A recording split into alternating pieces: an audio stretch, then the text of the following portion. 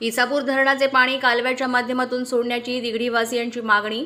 उमरखेड तालुक्यातील अतिशय सुपीक जमिनीचा भाग म्हणून ओळखल्या जात असलेल्या दिघडी येथील शेतीला मुबलक प्रमाणात पाणी मिळत नसल्यामुळे येथील ऊस हे पीक पूर्णपणे धोक्यात आले असून इसापूर धरणाच्या पाणी कालव्याच्या माध्यमातून सोडण्याची मागणी येथील शेतकऱ्यांनी जिल्हा प्रशासनाला केली आहे। धरणाचे पाणी वाटप करत असता दिघडी येथील शेतकऱ्यांसोबत भेदभाव होत असल्याची भावना सुद्धा येथील शेतकऱ्यांनी व्यक्त केली आहे। तसंच कालव्याचं पाणी न सुटल्यामुळे परिसरातील पाण्याची पातळी मोठ्या प्रमाणात घसरली असून शेतामध्ये असणाऱ्या गुरांना सुद्धा पाण्यासाठी वणवण करावी लागत आहे।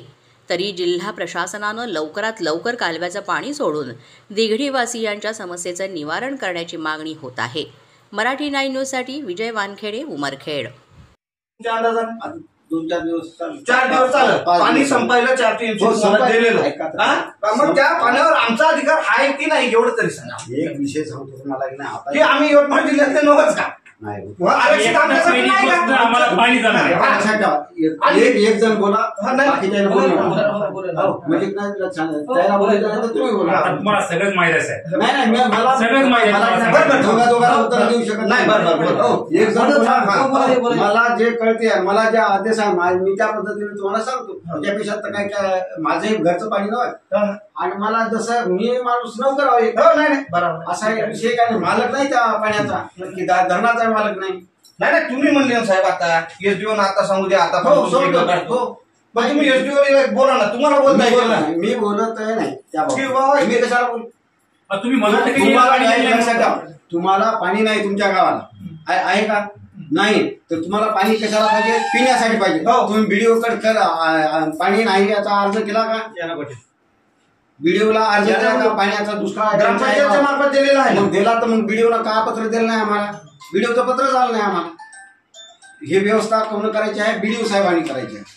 बीडीओ साहेब कोणाला सांगतील तिकडून साहेबाचा आदेश देतील असा विषय मोठा काही नाही। पाण्याचा पाणी आहे आपल्याजवळ भरपूर पाणी आहे। पाणी येईपर्यंत सर्व जनतेला अंधारात ठेवून पुढचं 4 तास ज्या दिवशी दलघणीचं आणि पाणी चालू झालं त्या दिवशी त्यानं ढानकीकड पाणी काढलं आणि त्या दिवसपासून आज तारखेपर्यंत म्हणजे जवळपास 14 तारखेपासून आजपर्यंत 13 तारखेपासून जवळपास सगळं पाणी ढानकी वितरिकेला चालू आहे गांजेगावच्या बंधाऱ्यामध्ये हो मागच्या महिन्यात 1 महिन्याच व्हायला आणि आतापर्यंत आम्हाला या 8 दलघणी जे आमदारानं किंवा कलेक्टरनं जे पाणी म्हणायला दिलं त्याच्यात आमच्या नदीत एकाही थेंबाचं पाणी नदीत पोहोचलं नाही।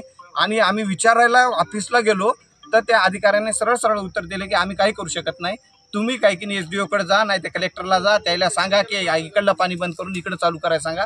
आणि आमदाराशी आमचं या बाबतीत बोलणं झालं फोनवर साहेबाशी ताबडतोब त्यावेळेस साहेबांना सांगितलं की तुम्ही 4 दलगमी ज्या दिवशी पाणी वाढून दिलं त्या दिवशी एकही गाव पाण्यापासून वंचित राहणार नाही, तुम्ही 4 दलगमी वाढून आणा।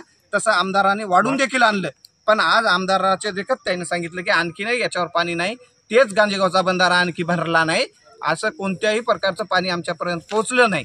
आणि सगळ्या कुठं गांजेगावच्या बंधारा भरून सोडायचा होता ते सोडण्यात आलेलं नाही आणि आज 3 दिवसाला पाणी कलेक्टरचं संपायलं असं सरळ आमदार साहेबा देखत आमच्या सर्व सणाला आणि सिंचनाचं पाणी तर पहिले जे रोटेशन होतं आमचं की ज्याच्यावर आम्ही फॉर्म भरलेले आहात दिघडी गावातील जवळपास 100 शेतकऱ्यानं ऊसाचे फॉर्म भरलेले आहात त्याचं पाणी आम्हाला एकही या वर्षीच्या उन्हाळ्याचं एकही पाणी दिघडीत पोचलेलं नाही। मागच्या वर्षी ज्या वेळेस आम्ही फॉर्म भरले होते आम्हाला सतत उन्हाळ्यात 5 पाणी याच कॅनलच्या मार्फत आम्हाला पोचले होते। यावर्षी सगळ्या प्रमाणात उडवाउडीची उत्तर भेटत आहे। सगळे शेतकरी हवालदिक आहे, पियाला नदीत पाणी नाही, ढोरायला पाणी पाजवा 2-2 किलोमीटर कोणाच्या बोरवर कोणाच्या विहिरीवर जायला लागत आहे। त्याच्यामुळे कोणत्याही प्रकारचं पाणी आणि आमचं कोणत्याच प्रकारचं आज इथं समाधान केलेलं नाही। आम्हाला कोणती आणखी 4 दिवसाला पाणी येईल का ते सांगायला तयार नाहीत आज इथं। आता म्हणून आम्ही आणखी एकदा एसडीओ कडे आणखी आम्ही निवेदन देणार आहोत आणि उपोषणाला बसण्याशिवाय आम्हाला काय पर्याय याच्या पुढे दिसत नाही। कोणताही लोकप्रतिनिधी आमच्या या पाठीशी दिसायला तयार नाही। आम्हाला फक्त उडवाउडीचे उत्तर भेटत आहेत। प्रत्येक वेळेस कोणीच आमचं आतापर्यंत आमच्या पाण्यासाठी येतं कोणीच ऑफिसला येऊन तरतूद केली नाही की विचारलं नाही दिघडी देवसरला का पाणी गेलं नाही। आलेलं पाणी थोडंफार बंधाऱ्यात ते हदगाव मधलं राखीव आलं म्हणून सांगायले आम्हाला आणखी नाही पाणी नाही। बंधाऱ्यातही थोडंफार प्रमाणात पाणी आहे, ते बंधारा काढला तरी आम्हाला पाणी येत नाही। वरून पाणी जोपर्यंत धरणातून तरतूद होणार नाही तोपर्यंत आम्हाला पाणी येणार नाही।